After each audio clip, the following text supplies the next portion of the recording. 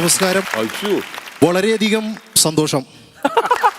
സത്യം പറഞ്ഞാൽ എനിക്ക് ഈ കോമഡി ഉത്സവത്തിന്റെ ഒരു മെഗാ ഇവന്റുമായി ബന്ധപ്പെട്ട് എനിക്ക് മിഥുൻ തിരിച്ചു വന്നു. അത് വലിയ സന്തോഷമുള്ള ഒരു കാര്യമാണ്. അപ്പോൾ എന്തായാലും എൻ്റെ പ്രിയ സുഹൃത്തുക്കളും അതുപോലെ സഹപ്രവർത്തകരുമായിട്ടുള്ള ടിനി ടോം, അതുപോലെ പ്രചോദ്, കലാഭവൻ തുടങ്ങി നിരവധി ആളുകൾ ഇന്ന് ഇവിടെ എത്തുന്നുണ്ട്. അപ്പോൾ എന്തായാലും നമുക്ക് തുടങ്ങാം. ഞങ്ങൾ തൃശ്ശൂർക്കാരുടെ രീതിയിൽ പറയുകയാണെങ്കിൽ നമുക്ക് പോയിരിക്കാം. നമ്മൾ മലയാളികൾ നെഞ്ചിലേറ്റ ഒരു പ്രോഗ്രാമാണ് കോമഡി ഉത്സവം.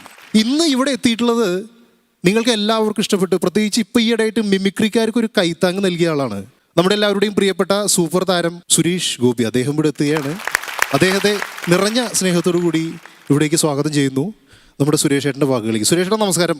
വാർദ്ധക്യത്തിലാണ് നല്ല കാലം വരുന്നത്. എനിക്കും അങ്ങനെ തന്നെ ആയിരുന്നു. അങ്ങനെ സമ്പാദിക്കുന്ന പണത്തിൽ നിന്നും ഒരു 5 ലക്ഷം രൂപ ഞാൻ തരുന്നുവെന്ന് പറയുന്നതിൽ എനിക്കതൊരു ഇല്ലായ്മയായിട്ടാണ് തോന്നിയിട്ടുള്ളത്. അങ്ങനെ ഞാൻ ചെയ്യുന്ന ഓരോ സിനിമയിൽ നിന്നും ഫിലിം അതിൽ നിന്നും 2 ലക്ഷം രൂപ മിമിക്രി ആർട്ടിസ്റ്റ് അസോസിയേഷനിലേക്ക് ഞാൻ നൽകിക്കൊണ്ടിരിക്കുന്നു.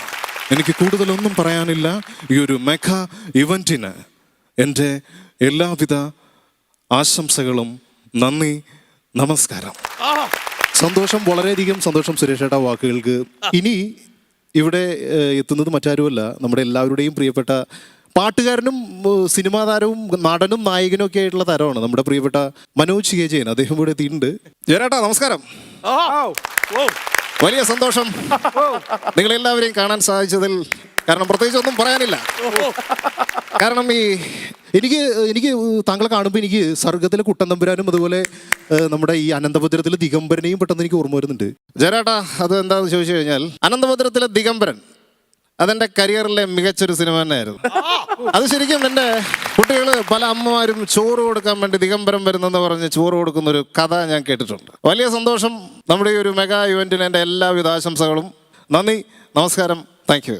സൂപ്പർ. മെമിക്രിക്കാരുടെ ഒരു പരിപാടി ആയതുകൊണ്ട് നമ്മുടെ എല്ലാവരുടെയും പ്രിയപ്പെട്ട ശ്രീ സുരാജ് ബഞ്ഞാറമ്മൂടെ ഇവിടെ എത്തിയിട്ടുണ്ട്.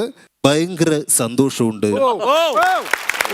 ഇത്രയും ഗംഭീരമായിട്ടുള്ളൊരു ഗംഭീരമായിട്ടുള്ളൊരു വേദിയുടെ ഭാഗമായിട്ട് ഇവിടെ നിൽക്കാൻ സാധിച്ചതിൽ 1000 നന്ദിയാണ്. ഞാൻ ഇതുവരെ ചെയ്യാത്തൊരു മിമിക്രി ഇവിടെ അവതരിപ്പിക്കാം. മിമിക്രിക്കാരനാണെന്ന് പറഞ്ഞിട്ട് ഇവിടെ വെറുതെ നിന്നിട്ട് പോകാൻ പറ്റില്ല. അതുകൊണ്ട് ആരും ചെയ്യാത്തൊരു സ്റ്റാറാണ്. നിങ്ങൾ പ്രത്യേകം ശ്രദ്ധിക്കുക. ശ്രീ വെള്ളാപ്പള്ളി നടേശൻ.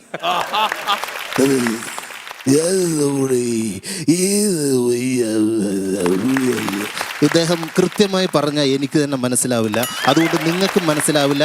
ഒന്നും പറയാനില്ല. നന്ദി, നമസ്കാരം, താങ്ക് യു. വളരെ നന്ദി സുരാജ്. ഇനി സുരാജിൻ്റെ കൂടെ ഒരുപാട് സിനിമകൾ കഴിഞ്ഞ വർഷത്തെ ഏകദേശം 2 മെഗാ ഹിറ്റുകൾ സമ്മാനിച്ച അദ്ദേഹത്തിൻ്റെ സുഹൃത്തും സഹപ്രവർത്തനമായ എനിക്ക് വളരെയധികം ആദരവും ബഹുമാനമൊക്കെ ഉള്ള നമ്മുടെ സ്വന്തം പൃഥ്വിരാജ് ഇവിടെ വന്നിട്ടുണ്ട്. താങ്കളുടെ ഈ അയ്യപ്പനും കോശിയും എന്ന് പറയുന്ന സിനിമ എനിക്ക് തോന്നുന്നു നാഷണൽ ലെവലിൽ വളരെയധികം ശ്രദ്ധിക്കപ്പെട്ടു. 2, 3, 4 അവാർഡുകളാണെന്ന് തോന്നുന്നു എനിക്ക്, അല്ലേ? ആക്ച്വലി അയ്യപ്പനും കോശി എന്ന് പറയുന്ന ഒരു സിനിമ, അത് സച്ചി എന്നോട് ഈ കഥ പറയുമ്പോൾ ഞാൻ തിരിച്ചു പറഞ്ഞൊരു കാര്യം, ഈ ഒരു സിനിമ നമ്മൾ ചെയ്യുന്നുണ്ടെങ്കിൽ അത് ജനങ്ങൾക്ക് മനസ്സിലാകുന്ന രീതിയിൽ ചെയ്യണമെന്ന് പ്രത്യേകം സച്ചിയോട് ഞാൻ പറയുമായിരുന്നു. ഈ സിനിമയിൽ അഭിനയിച്ചിട്ടുള്ള നഞ്ചിയമ്മയാണെങ്കിലും അതുപോലെ തന്നെ ബിജുവേട്ടനാണെങ്കിലും അത് അവരുടേതായിട്ടുള്ള കഴിവുകൾ കൊണ്ട് മാത്രമാണ് അവർക്കൊന്നൊരു അവാർഡ് കിട്ടിയിട്ടുള്ളത്. അതിനൊരു കാരണമായത് ശ്രീ സച്ചിയാണ്. അദ്ദേഹം നമ്മോടൊപ്പം ഇല്ല. അത് വളരെയധികം വേദനിപ്പിക്കുന്ന ഒന്നാണ്. സച്ചിയുടെ ഓർമ്മയ്ക്ക് മുന്നിൽ 1000 കണ്ണീർ പൂക്കൾ അർപ്പിച്ചുകൊണ്ട് ഞാൻ എൻ്റെ വാക്കുകൾ നിർത്തുന്നു. നന്ദി, നമസ്കാരം.